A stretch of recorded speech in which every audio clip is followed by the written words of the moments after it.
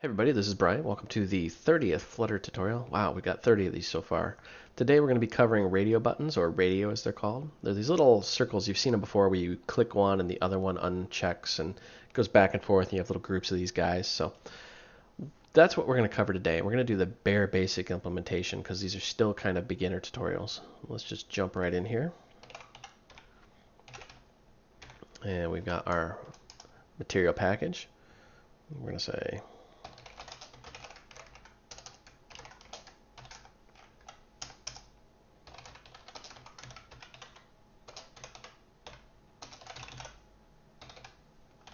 going to extend the stateful widget.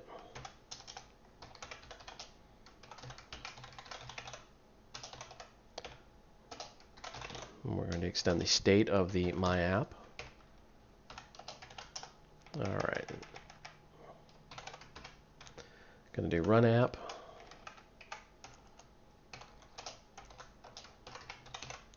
Make a new material app. New my app. We've done this before. I'm just trying to flesh this out as fast as I can here. Override, and then we're going to say my app state, create state.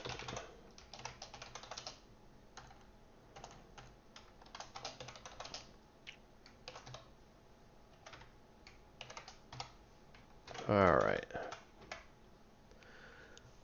Why is this thing isn't a type? Well, perhaps if I did that. All right, so let's actually flesh this out now. Widget. All right, so I like that widget. That was interesting.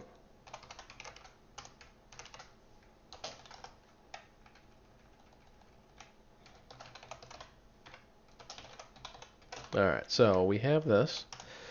Now we need to build this out and render it. And we're going to say return new scaffold. And let's do that. Bang.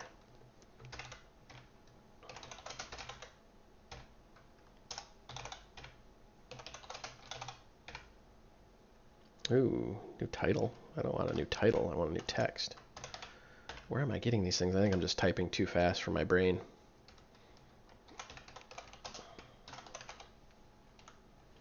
All right, so then we have our body.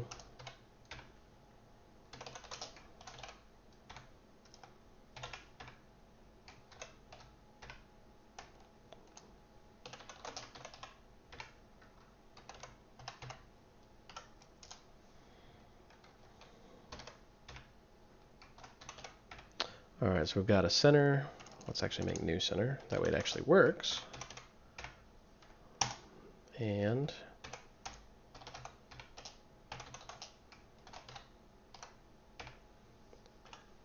all right, so we've got a new column here. And this is where we're going to deviate a little bit from what we've done in the past here. I know if you've been watching some of these, you're probably going, okay, the same old design pattern over and over and over again. We're going to actually do this a little bit different. What we're going to do here is we're going to make a function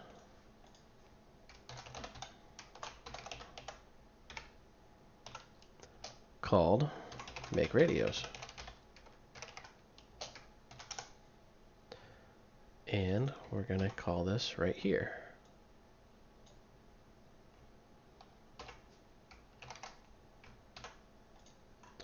And this function will actually generate the radio buttons for us and wire everything up and make it all nice and neat.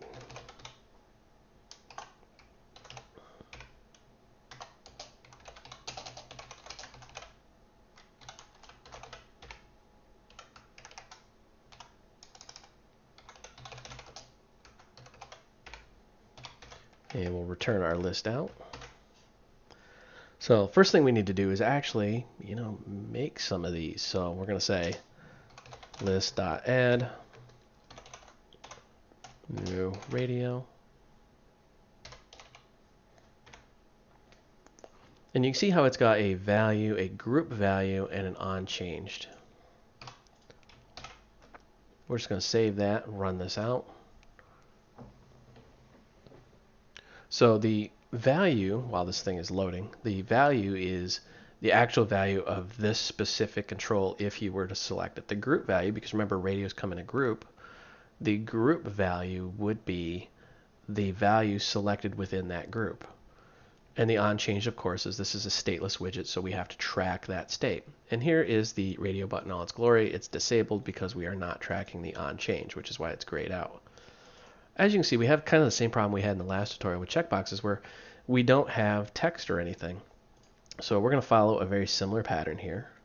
And we're going to just say, I'm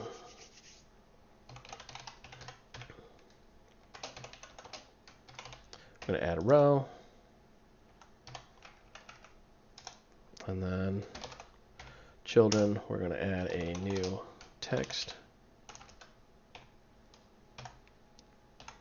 Uh-oh, my background music died on me. There we go. Sorry about that. My headset has like this timeout, and for whatever reason, I can't get it to not timeout. So if I don't have some background music, and it's not registering through the microphone. So if it's not playing anything through the speakers for I think like a minute, it shuts off. Really annoying when I'm recording a video. Okay, so we're going to say radio button. Actually, just call it radio.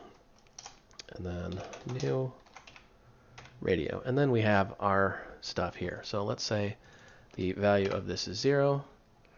And we need to actually track a value here.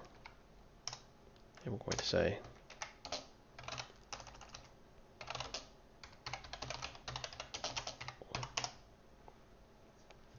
wow, could I have misspelled that any worse? There we go.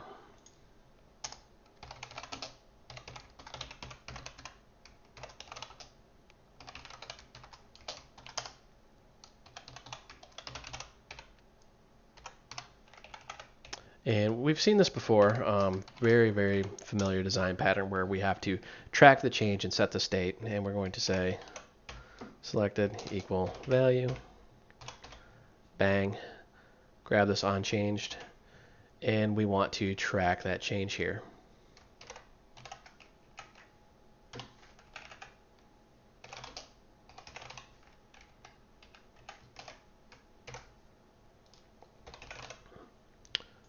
Now the group value is going to be the selected value here. So what's going on is we're going to have a row, and in that row we'll have a text field, or just a text that says, radio. And then next to it we're going to have the actual radio, which is going to have a value, the group value that's shared through them all, and on and on and on. We track the change. So we're going to just grab this, push that out through hot reloading, see what it looks like. Sure enough, bang, that works.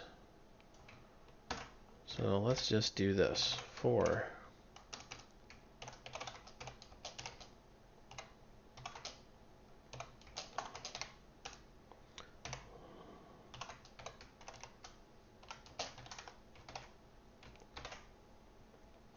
let's push that out. That didn't quite work the way we wanted it to, did it?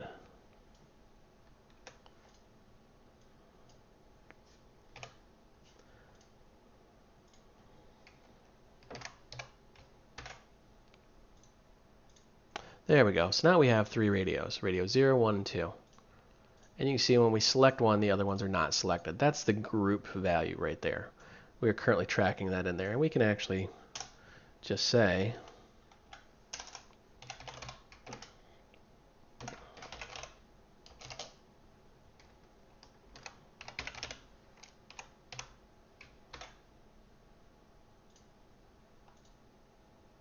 value 0, value 1, value 2. So we can see which one's which. Now, we have a very similar problem that we had with the checkbox, which is this text right here. If we were to try to click that, nothing happens. And if you have big fat fingers like me, you're not, a 10-year-old Asian kid, it's really hard to kind of click these specific little things. So as you might have guessed, when we go into the documentation, similar to the checkbox, there's a radio list tile. And the radio list tile is very, very similar. And we're going to actually flesh that out right now. So let's jump back into our code here. And we're just going to say for int I equals 0, I less than 3. All right, so we're going to say list.add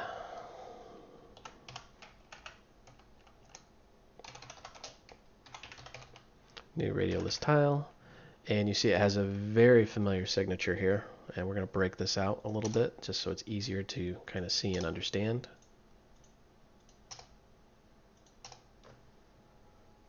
All right, let's actually push that out there. So the value, we're just going to say I. The group value is selected, and the onChanged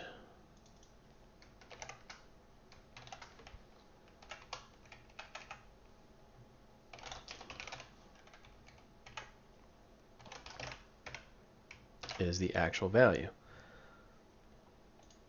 Now when we look at our hot reload, bang, we have 3. And we have similar to what we had in the previous tutorial where they share the state so that you can understand what's going on with state. And you can see now if we click off, it's the entire row. And we're going to fill those values in right now. So let's actually go in here and we're going to say title, new text,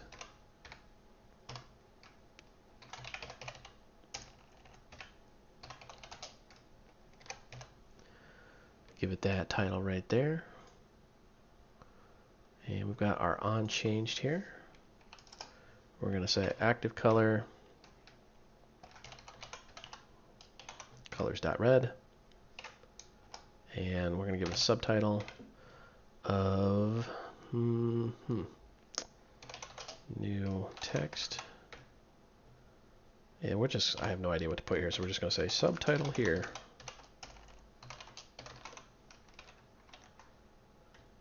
All right, and of course our favorite, the secondary. Give it a new icon.